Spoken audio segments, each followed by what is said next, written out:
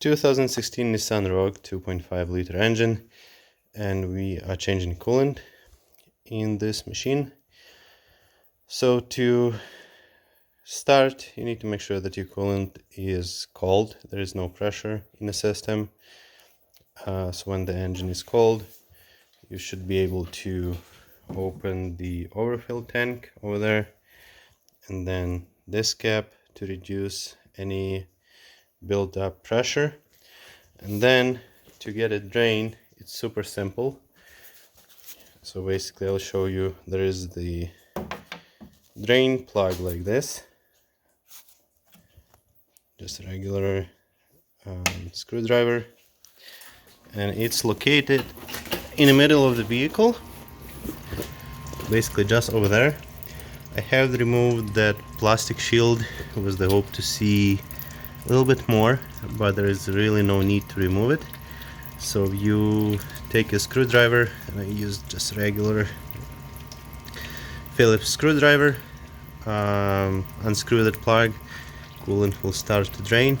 Right now I have my radiator cap off, so I'll have the cap on, so I'll take it off, and I think the fluid should start flowing much faster.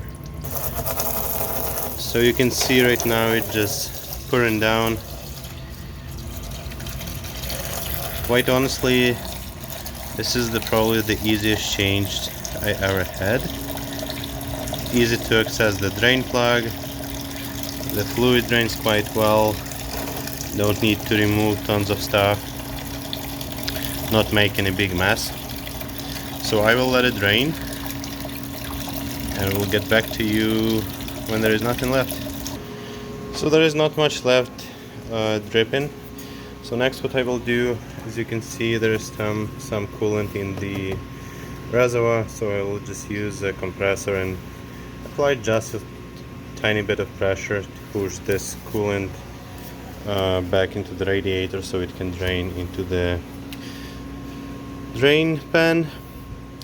And after that, similar way, we will close the reservoir and put the compressor over here, and just by few pumps of air to get any excessive coolant outside. So I have pushed all the coolant out of the reservoir.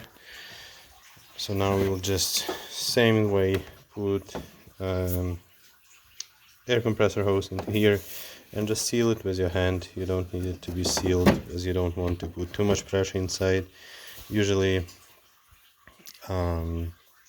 just a few psi should be enough to let the fluid get out of the system. And more fluid you can displace, the better, since you're supposed to change the coolant every 5-6 years. Even though the tester for the temperature might show that it's still good till like -35 or whatever you're aiming to, but with the time the inhibitors of corrosion stop working, and the coolant becomes corrosive, and it starts eating your radiator, your heater cord, and basically all the components, the pump. And also coolant becomes not as lubricant as it's supposed to be, so you're just wearing out entire engine and other cooling components and heating components. So doesn't matter what, it's still a good idea to change the coolant every 5 years. So let me get some air into the radiator, and also while we're doing that, we will just close this reservoir, since the air can easily flow through that little hose back to the reservoir and escape. So let me blow that coolant out.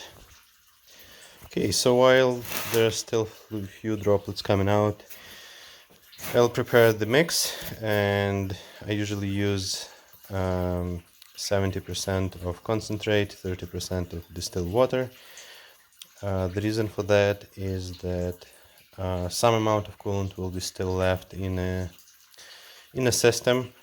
So by the time we mix it with the amount that is left, it will probably be around 40-60, and that's perfect mixture, and that should be good to like minus 45. In Canada we quite often have the temperatures below minus 40, so you want to have that extra range of protection. So you want to make sure that your coolant does not freeze up when it's 50-50 mix with what is usually good to like minus 37. So this is already mixed 70-30. I will let all the coolant drain. We'll install the plug bag and we'll start filling it up. To fill the coolant up, I'm using special funnel with attachment that you install instead of radiator cap. If you don't have one, not a big deal. You can just use regular funnel, make sure that it seals a bit, and just don't get it all the way full so you don't spill a lot of coolant. Just stay kind of in the level of the neck. It's much more easier to do with this funnel, and it's super cheap. You can get it on Amazon probably for 20 bucks. Not sure, got it a while ago. But yeah, super handy. It has a few attachments for different radiators if you have a few vehicles, and it just allows you to fill the coolant much more, to have that extra coolant in case when air comes out, so the fluid goes in and no more air gets in. So yeah, we'll be using that, but if you don't have it, not critical, you can still work without it. Alright, so I have put in 5 liters of coolant right now, and you can see that it's still in the funnel. And by looking at the amount that I drained, it's probably roughly around 5 liters. So now what we need to do, we can grab the supply and return hose, squeeze it, and squeeze it until we see no bubbles coming out. So this is supply hose, and just underneath there is return hose. And on the return hose, looks like that's exactly where we have a thermostat, just over there. So now we will start the vehicle, let it warm up to normal operating temperature, which is around 90 degrees Celsius. Make sure that both hoses are warm. So we just want to make sure that the thermostat open.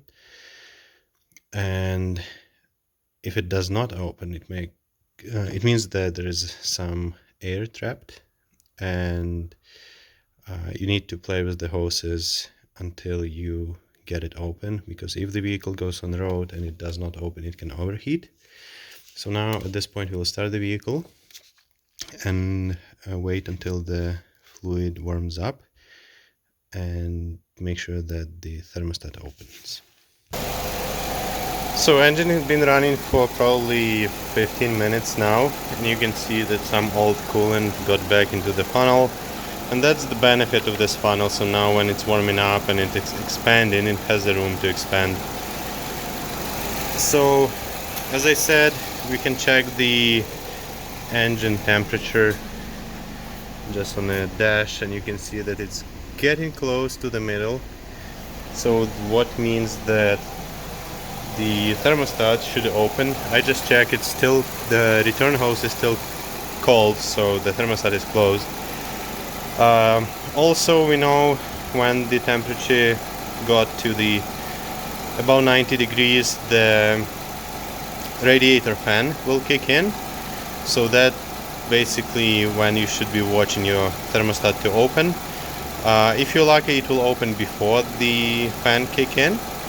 But if it's aired up, the fan will kick in, so then you would probably need to shut the engine down, let all the pressure down, let the engine cool, start it again. That usually helps to get the air out. In some cases I had to leave it for a night, so I was fighting like for an hour or so trying to get the air out.